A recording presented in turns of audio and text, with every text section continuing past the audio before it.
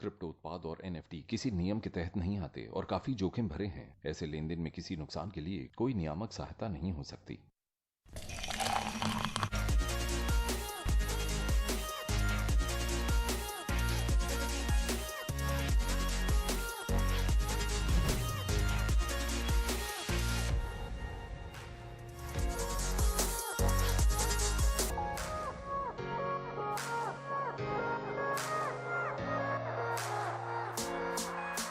Bill 2022 हो गया पास। नमस्कार, मेरा नाम है अरुण सिंह, शो का नाम है कॉफी इन क्रिप्टो। लेकिन हम फाइनेंस बिल 2022 की बात क्यों कर रहे हैं? वो इसलिए कर रहे हैं क्योंकि ये एक बहुत ही अहम जो हिस्सा है इसका वो है क्रिप्टो टैक्सेशन। जब 30% का टैक्स अनाउंस किया गया तो वो फाइनेंस बिल 2022 का एक बहुत बड़ा हिस्सा था। तो आज पार्लियामेंट में एमपीज ने क्या कहा और सबसे ज्यादा जरूरी फाइनेंस मिनिस्टर निर्मला सीतारमण ने क्या कहा, उससे शो की शुरुआत करेंगे। उसके बाद जो इंपॉर्टेंट अनाउंसमेंट हुई है पिछले हफ्तों में सेट ऑफ से रिलेटेड, टैक्स से रिलेटेड, वो क्या है उसके बारे में भी एक्सपर्ट्स के साथ चर्चा करेंगे। शुरुआत सिंपल तरीके से करते हैं कि वित्त मंत्री निर्मला सीतारमण ने संसद में क्या कहा। तो सबसे पहले तो उन्होंने ये कहा कि क्रिप्टो करेंसी पर विमर्श जो है वो जारी है। वो चाहती हैं कि ज्यादा चर्चा जो है वो की जाए। अब इसे नियंत्रित किया जाएगा या इस पर रोक लगाई जाएगी, उन्होंने कहा है कि इस पर फैसला उस चर्चा के, उस विमर्श के बाद ही लिया जाएगा। फिर उन्होंने कहा कि कई ट्रांजैक्शन लगातार हो रहे हैं और कई रिपोर्टेड एक्टिविटीज हो रही है। इसी वजह से वो एक प्रस्ताव तक पहुंचे हैं कि टीडीएस लगाया जाए। अब उन्होंने ये जस्टिफाई किया कि टीडीएस ही एक तरीका है, जब ट्रांजैक्शन होती है सरकार के पास टीडीएस जाता है, वो टीडीएस काटा जाता है, तो वही एक तरीका है कि ट्रांजैक्शन पर नजर रखा जाए। तो इसीलिए टीडीएस इंट्रोड्यूस किया गया। अब पार्लियामेंट में दोनों तरीके की जो आवाजें हैं वो उठी, एक क्रिप्टो करेंसी के अगेंस्ट, क्रिप्टो करेंसी के फेवर में। तो झारखंड के गोड्डा से बीजेपी सांसद निशिकांत दुबे का कहना है कि क्रिप्टो का इस्तेमाल रिश्वत देने और मनी लॉन्ड्रिंग में हो रहा है। वहीं दूसरी तरफ बीजेडी के सांसद पिनाकी मिश्रा का कहना है कि सरकार ऐसा दिखा रही है जैसे क्रिप्टो करेंसी में डील करने वाले पाप कर रहे हों और बहुत सारी उलझन जो है वो पैदा की जा रही है। सुनिए। So on virtual digital currency, a lot of members have spoken. One aspect which was raised was government is giving a mixed signal. There doesn't seem to be a clarity, and this was raised by quite a lot of members. Supriya Sule ji raised it. हमारे Ritesh Pandey ji raised it. Pinaki ji raised it. So I just want to say, there is no confusing signals. We are very clear that there are consultations going on as to whether we want to regulate it, as to whether we want to regulate it to some extent or really very much or totally ban it, are all after the consultation which will be concluded, and once it's concluded the matter will come out. तो निर्मला सीतारमण ने भी खुद भी कहा कि जो जैसे पिनाकी जी ने कहा, तो उन्होंने क्या कहा मैंने पॉइंटर्स में तो आपको बता ही दिया, लेकिन उनकी भी बात एक बार आपको क्विकली सुना देते हैं। Today, to ban cryptocurrency is the equivalent of banning the internet. It is an idea whose time has come. So I'm vastly surprised that somebody as sharp as Nishikant Dubey and Supriya Sule ji are advocating a ban in this country. What this government has in fact done by this, the notion of a sin activity, it's as though cryptocurrency dealing is something sinful. What the government has done with that is created so much confusion, and unfortunately, the RBI governor, who's one of the brightest and best bureaucrats of this country, has seen. He has gone on record to say this is just hot air. So therefore, there is complete confusion. There is hot air on behalf of the RBI governor, who's in charge of issuing digital currency, so which will be equally, I think, hot air, and the government which wants to therefore tax the hot air. And the government has gone on to a 30% slab on the basis that it must be at a higher listing than equity gains, because it is some kind of sin. The 1% TDS, again, lakhs of transactions taking place on a daily basis. Industry was saying, yes, you want to trace, you want to track, have it at 0.01%. Instead, the government goes on to 1%, which is 1,000 times more. So therefore, these are, again, it's symptomatic of complete confusion in the minds of the government, unfortunately. इन्होंने शब्द इस्तेमाल किया confusion. तो जब 30% का tax announce किया गया था तो तब भी कुछ कुछ कंफ्यूजन थी। उसमें एक कंफ्यूजन ये थी कि जब आप टैक्स फाइल कर रहे हैं तो जैसे स्टॉक्स में एक स्टॉक से आपको फायदा होता है तो दूसरे में अगर नुकसान होता है तो दोनों का जो नेट है उसके ऊपर आप टैक्स जो है वो भर सकते हैं। तो ये कंफ्यूजन तब थी कि क्या ऐसा पॉसिबल होगा क्रिप्टो करेंसी वाले केस में। तो उस कंफ्यूजन को तो अभी सरकार ने क्लियर कर दिया है और उसमें है क्या वो आपको समझा देते हैं। तो सरकार ने क्लैरिफाई किया है कि एक क्रिप्टो में नुकसान की भरपाई किसी अन्य क्रिप्टो के विरुद्ध नहीं दिखा जा सकती। इसका मतलब है कि हर क्रिप्टो एसेट को टैक्स के लिहाज से अलग अलग माना जाएगा। हर तरह के क्रिप्टो पर फायदा होने पर 30% का टैक्स देना होगा। उधर एक और इंटरेस्टिंग पहलू है इस पूरी कॉन्वर्सेशन का, वो है माइनिंग कॉस्ट। उन्होंने कहा है माइनिंग कॉस्ट को टैक्स में छूट का आधार नहीं माना जाएगा। बेसिकली किसी और बिजनेस में जो आपकी कॉस्ट ऑफ एक्विजिशन है उससे आप डिडक्शन जो है वो टैक्स क्लेम करते हुए पा सकते हैं, लेकिन इसमें वो नहीं होगा, माइनिंग उसमें नहीं गिनी जाएगी। तो ये सब सुनने के बाद आपके कुछ सवाल हो सकते हैं, उसका क्विकली आपको जवाब दे देते हैं। हमने सिंपल सवाल बनाए हैं जो फ्रीक्वेंटली आस्क्ड क्वेश्चन होते हैं ताकि उससे आपको एक सही जवाब मिल जाए। तो कई लोगों का सवाल होता है कि अगर मुझे बिटकॉइन में नुकसान हुआ तो क्या मैं इसकी भरपाई इथीरियम में हुए फायदे से कर सकता हूं? तो जवाब है नहीं। अगला सवाल, क्या माइनिंग के कॉस्ट पर कटौती मिलेगी? उसका भी जवाब है नहीं। यह टैक्स कब से लागू होगा? 1 अप्रैल से टैक्स लागू होगा और टीडीएस, इसकी बात भी बजट सेशन में हुई थी, वो कब से काटा जाएगा? वो 1 जुलाई से काटा जाएगा।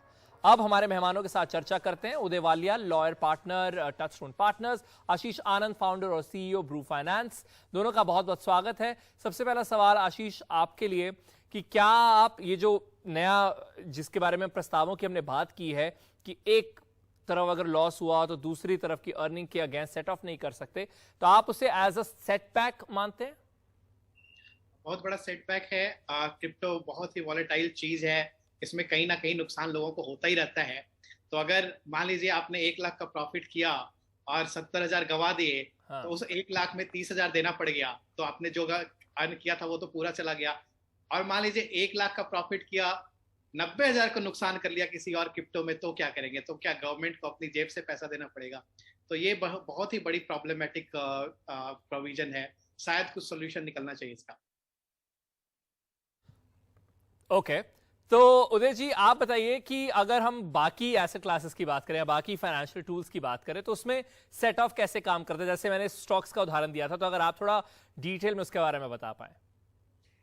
जैसे आशीष ने कहा कि उनका जो उदाहरण था कि ये 90,000 का एक का लॉस है, 1 लाख का प्रॉफिट है, तो क्या आप अपने जेब से ज्यादा टैक्स देना पड़ेगा? आंसर तो है यस। और अगर अलग अलग एसेट क्लासेस की बात करें, जैसे म्यूचुअल फंड्स या स्टॉक्स या शेयर्स वगैरह, आपके जो इनकम टैक्स रिटर्न में अंत में वो देखते हैं कि आपका गेन कितना है, आपका लॉस कितना है, आप सेट ऑफ करते हैं। जो आपका कुल गेन है उसी पर आप टैक्स देते हैं।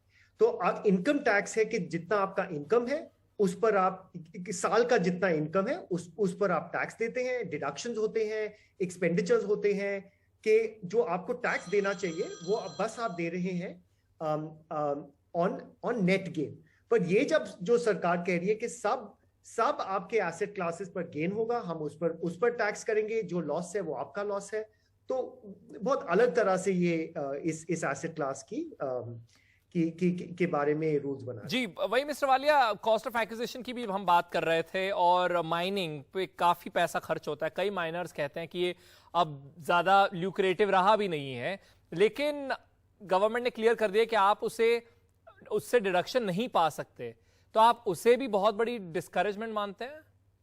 हाँ बिल्कुल, क्योंकि अगर आप कोई बिजनेस सेटअप कर रहे हैं तो उसका जो कैपिटल एक्सपेंडिचर वगैरह है वो expenditures, cost of acquisition, after all वो कॉस्ट में तो जाना चाहिए। पर अब ये सरकार कह रही है कि नहीं, जो आपका कॉस्ट ऑफ एक्विजिशन है, ट्रांजैक्शन कॉस्ट, जितना आपने उस एसेट क्लास को खरीदने में दिया, बस वही कॉस्ट ऑफ एक्विजिशन है। माइनिंग वगैरह सारा जो इंफ्रास्ट्रक्चर कॉस्ट है वो डिसअलाउ करेंगे। वो कैपिटल इन्वेस्टमेंट है, वो एक्सपेंडिचर और डिडक्शन की तरह वो नहीं देख रहे।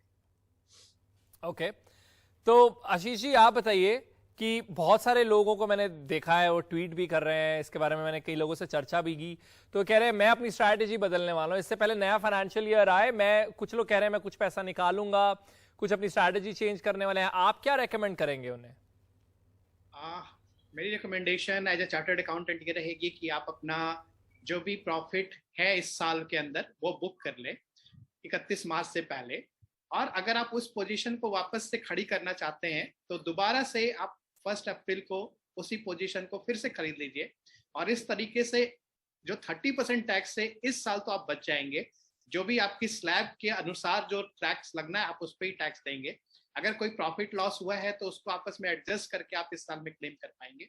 अगले साल में आप ये नहीं कर पाएंगे, तो बेस्ट ऑप्शन तो ये है कि आप अपनी पोजीशन स्क्वायर ऑफ कर लें और फिर अगले साल में फिर से तैयारी करें अपनी पोजीशन क्रिएट करने की। तो मिस्टर वाले, आखिरी सवाल आपसे कि अगर कोई क्लैरिटी की बात हो, क्योंकि कई लोग कह रहे हैं कि हमें कुछ क्लैरिटी चाहिए, क्योंकि अभी सरकार भी कह रही है विमर्श करेंगे उसके बाद क्लैरिटी देंगे, बट टॉप मोस्ट प्रायोरिटी क्या होगी जहां बात क्लैरिटी की हो आपकी तरफ से? मैं और यही सवाल आशीष से भी पूछूंगा, बट क्विकली अगर आप पहले बताएं और फिर हम आशीष पर जाएंगे। हाँ जी, तो एक तो ये लीगैलिटी, क्रिप्टो करेंसी की लीगैलिटी में बात होनी चाहिए। ये एसेट है, करेंसी तो कभी होगा नहीं शायद, पर एसेट क्लास, फाइनेंशियल एसेट की तौर में लीगलाइज हो जाए, रेगुलेट हो जाए, उसकी क्लैरिटी की बहुत जरूरत है। ओके, आशीष आपका क्या कहना होगा? मेरा ये मानना है कि कुछ चीजें जैसे नॉन फंजिबल टोकन्स हैं, उनकी definition, real asset backed non fungible tokens cover होंगे या उनके ऊपर एग्जिस्टिंग टैक्सेशन लॉज अप्लाई होंगे, वो एक चीज है जो हमें देखनी पड़ेगी। डिसेंट्रलाइज्ड फाइनेंस से रिलेटेड जो ट्रांजैक्शन है जिसमें कि कई बार इंटरमीडियरी टोकन ट्रांसफर होता है, उसको ट्रांसफर की गिनती में लेंगे या नहीं लेंगे, ये दो चीजें हैं जो मैं कहना चाहूंगा कि इंडस्ट्री पर्सपेक्टिव से बहुत इंपॉर्टेंट है। और एक पर्टिकुलर एस्पेक्ट ये भी रहेगा कि टीडीएस जो रूल्स अप्लाई होंगे उनको डिसेंट्रलाइज एक्सचेंज में कैसे अप्लाई होगा, उस पे बायर्स की क्या रेगुलेशंस होगी, कंप्लायंसेस होंगी, वो एक पार्ट वो भी रहेगा जिसको हमें देखना चाहिए और ज्यादा क्लैरिटी की रिक्वायरमेंट है उसके ऊपर। चलिए, उम्मीद करते हैं कि जल्द ही इन सवालों के जवाब जरूर मिल जाए। बहुत बहुत शुक्रिया आप दोनों का हमारे साथ जुड़ने के लिए। लेकिन कुछ सवाल ऐसे हैं क्रिप्टो करेंसी से जुड़े जिनके जवाब हम ले सकते हैं, और उसके लिए हम अपने अगले सेगमेंट की तरफ बढ़ते हैं। नहीं काटेंगे वो कैमरा? ओके, तो वो सेगमेंट का नाम है सवाल जवाब, और उसके लिए रोहास नागपाल हमारे साथ जुड़ रहे हैं। ऑथर है ये क्रिप्टो प्लेबुक के और चीफ ब्लॉकचेन आर्किटेक्ट हैं हाइब्रिड फाइनेंस ब्लॉकचेन। थैंक्स मेरी टीम को जो ये कैमरा काटने के लिए। तो बेसिकली रोहास, बहुत सारे सवाल आए हैं, कुछ क्वेरीज हैं जो हम चाहते हैं कि आप उनका जवाब दें। पहली क्वेरी की तरफ बढ़ते हैं, क्या हम दूसरे देश में जाकर क्रिप्टो को बिना टैक्स के बेच सकते हैं? टेक्निकली तो आप कहीं भी जाके दुनिया भर में उसे बेच सकते हैं, डिसेंट्रलाइज एक्सचेंज या सेंट्रलाइज एक्सचेंज के थ्रू। पर इतना याद रखिए, जब तक आप एक इंडियन सिटीजन और रेजिडेंट हैं तो टैक्स की लायबिलिटी आपके ऊपर है। तो आज आपने नहीं भरा क्योंकि आपने इंटरनेशनली बेच दिया, पर कल को अगर गवर्नमेंट को ये पता चला और पता चलेगा, तब आपको ना सिर्फ वो 30% भरना पड़ेगा, पर उसके ऊपर पेनल्टी, फाइन, बहुत कुछ और भी लगेगा। तो मेरा एडवाइस होगा कि नहीं, आप फॉरेन में भी बेचेंगे, टैक्स लायबिलिटी आपकी फिर भी होगी। अगला सवाल, अगर मुझे अप्रैल से पहले मुनाफा हुआ लेकिन मैंने उसे निकाला नहीं, तो क्या टैक्स देना होगा? बेसिकली जो हम कहते हैं कि अगर प्रॉफिट रियलाइज नहीं हुए मेरे, तो अगर आपने क्रिप्टो बेचा ही नहीं या उसको किसी और क्रिप्टो के अगेंस्ट भी नहीं बेचा, तो सपोज आपने बिटकॉइन 100 रुपए में लिया और आज उसकी कीमत 300 हो चुकी है, पर आपने कुछ नहीं किया, आप होल्ड कर रहे हैं, तब आपको टैक्स लायबिलिटी नहीं आएगी। Tax liability is on profit जब आप उसको रियलाइज करेंगे। पर एक चीज याद रखिए, ऐसा नहीं है कि अगर आपने बिटकॉइन बेच के इंडियन रूपी लिया तो ही वो प्रॉफिट माना जाएगा। नहीं, आपने बिटकॉइन बेच के इथेरियम खरीदा तो भी वो रियलाइजेशन होगा, क्योंकि बिटकॉइन और इथेरियम दोनों की प्राइस कभी भी रूपी के अगेंस्ट कैलकुलेट कर सकते हैं। तो आपने बिटकॉइन बेच के इथेरियम खरीदा और अगर उस पर प्रॉफिट हुआ तो भी वो 30% लायबिलिटी आएगी। तीसरा सवाल, अगर बिटकॉइन पेयर जो है उसमें अगर ट्रेडिंग हो तो क्या नुकसान की भरपाई हो सकती है? नहीं, बिल्कुल भी नहीं। तो जैसे मैं आपको समझा रहा था कि सपोज एक ऑडियस नाम का एक क्रिप्टो है जो बहुत कम लोग जानते हैं, आपने बिटकॉइन बेच के ऑडियस खरीदा, आपने इथेरियम खरीद के ऑडियस खरीदा, इसको भी रियलाइजेशन माना जाएगा, क्योंकि किसी भी दिन ऑडियस की भी प्राइस हमें पता है और बिटकॉइन की भी। तो आपने कोई भी दो क्रिप्टो के बीच में ट्रांजैक्शन की तो उसका रुपी में कैलकुलेशन आसान है और आपकी टैक्स लायबिलिटी बनेगी अगर प्रॉफिट हुआ। ओके, एक और सवाल आया है नितेश शर्मा का, उनका सवाल हम प्ले करते हैं आपके लिए। क्या आपको लगता है कि क्रिप्टो करेंसी में इतनी ताकत है, इतनी पावर है कि वो वर्ल्ड को डीमोनेटाइज कर सके, करेंसी को ख़त्म कर सके?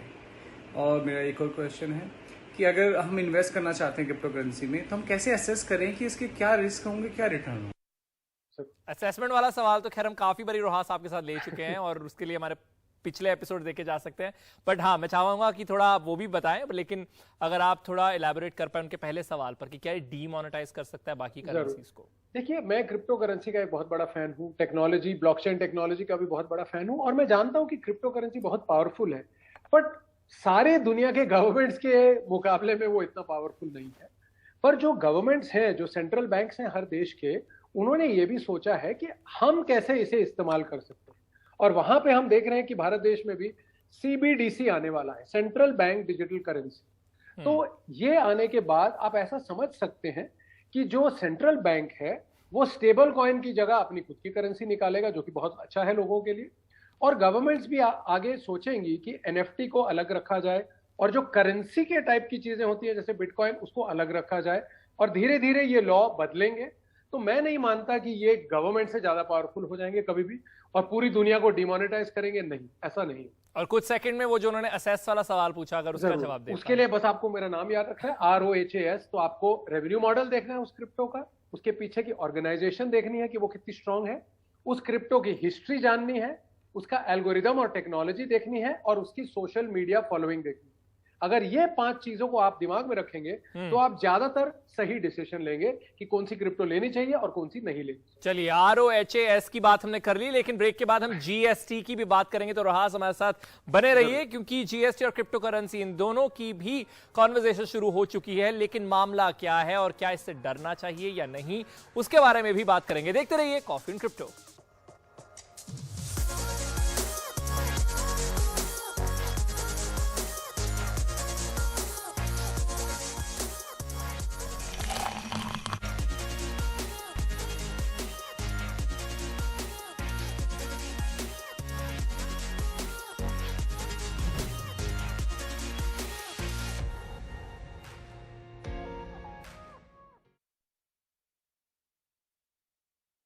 क्रिप्टो उत्पाद और NFT किसी नियम के तहत नहीं आते और काफी जोखिम भरे हैं। ऐसे लेन देन में किसी नुकसान के लिए कोई नियामक सहायता नहीं हो सकती।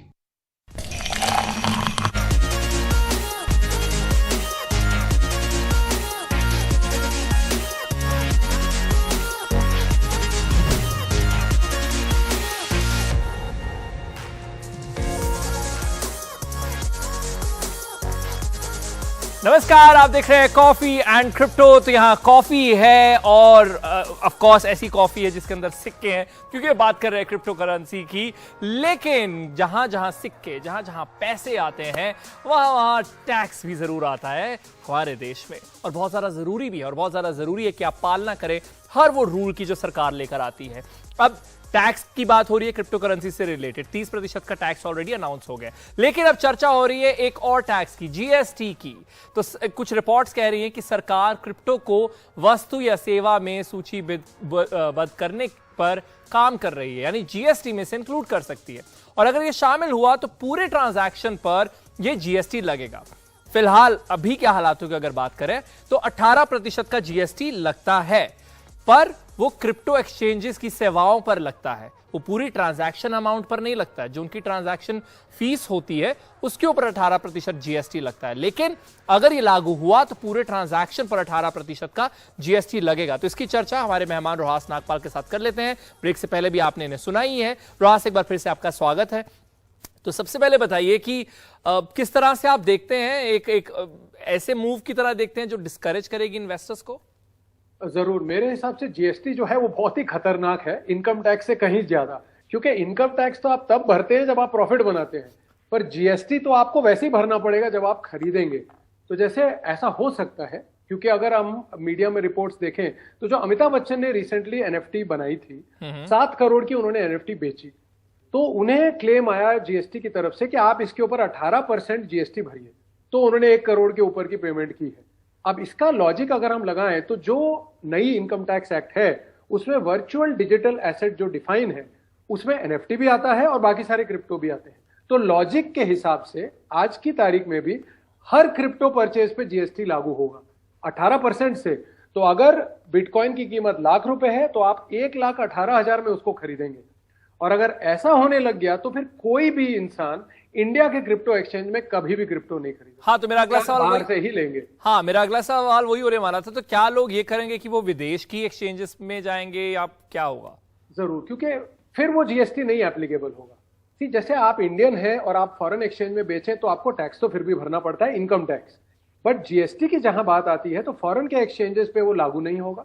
तो एज एन इंडियन आप फॉरेन के एक्सचेंज से खरीदेंगे तो जीएसटी से बच सकते हैं। और इसका जो प्रभाव है वो इमीडिएटली सारे इंडिया के क्रिप्टो एक्सचेंजेस पे बहुत नेगेटिव होगा। मेरे पास समय तो नहीं है, लेकिन एक क्विक क्वेश्चन अगर कुछ सेकंड में आप बता पाए तो इसका ज्यादा प्रभाव एक्सचेंजेस पर पड़ेगा या ट्रेडर्स पर, इन्वेस्टर्स? इसका पूरा प्रभाव जीएसटी का तो है वो पूरा एक्सचेंज पे पड़ेगा, वो आप पे और मेरे ऊपर नहीं होगा क्योंकि वो एक्सचेंजेस को लगाना पड़ेगा। बहुत बहुत शुक्रिया रोहास हमारे साथ जुड़ने के लिए। और इसी के साथ ही ये शो फिलहाल होता है खत्म। शो का नाम है कॉफी एंड क्रिप्टो। कोई फीडबैक हो तो आप भेज सकते हैं। मेरा नाम है अरुण सिंह, मेरी तरफ से अलविदा।